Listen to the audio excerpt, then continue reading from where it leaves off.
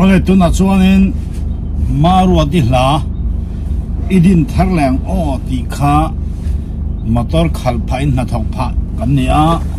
nilenga motor han khal hianin motel au chuak ve du em ya mu chuati re nan mu chuati zang khai nan la kan ngai thanga kal kong kan kal na tur kong hi kan kap char bokanga la kan ngai tham bokanga mu chuak arenga damna